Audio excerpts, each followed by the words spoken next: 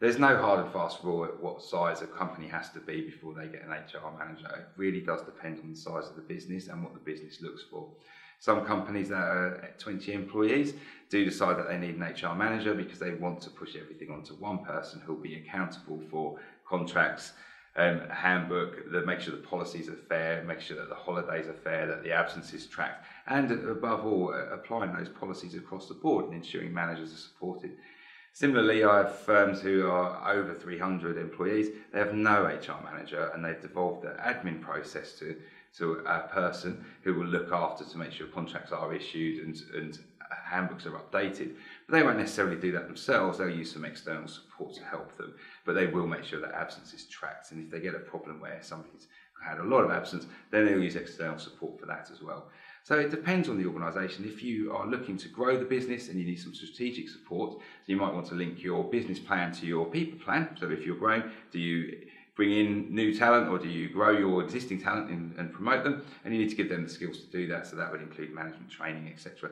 And if you are in that position, you might decide that an HR manager, an HR business partner, or even a director in some instances is the way to go.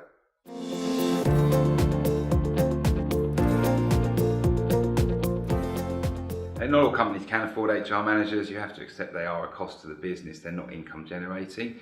There's a number of things that you can do. One is to fully outsource the whole process so that it's given to a company for them to look after. The other one is to outsource some of it and the bits that you need.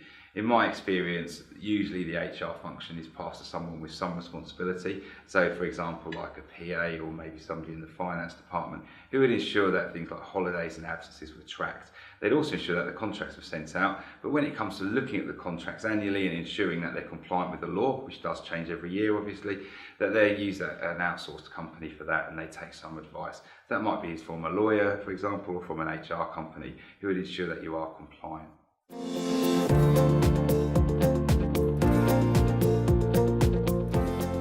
Pretty much most firms can do HR themselves to a certain degree, and it depends what we classify as HR. If it's just people management, ensuring that the contracts are sent out and we're tracking holidays and absences, then yes, obviously you could do that yourself. It's when you get a tricky issue. So just because you dealt with an absence problem last year from one of your employees doesn't mean that you're going to be able to deal with the next one as effectively, because it will be very different, and all cases can be as complex or as easy as they are from the beginning to outset. What we'd always recommend is in those tricky situations that you would get some external support, and it's always better to do it earlier on than later. One trip of the tongue, one thing put in an email or a letter that you shouldn't have done can cause you an awful lot of problems further down the line.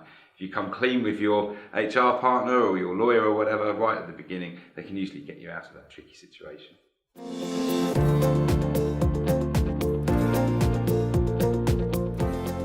There are a number of free advice websites that you could look at. The main ones would be ACAS, which is the arbitration services, and the other one would be the .gov UK one as well. So both of them are very good, but what they will do is tell you the law, they won't tell you application.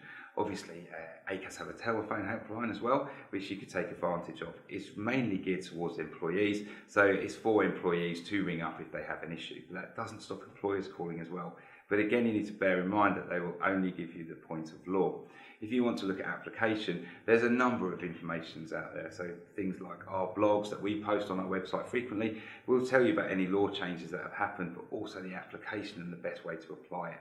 Obviously, we have clients, and our clients call us for advice, and they tell us their situation, and then we guide them through it. So rather than just telling them what the law says, we're able to take their situation in isolation and say to them, actually, the situation is this. We think that you have three choices. Maybe consider this one as your lead choice.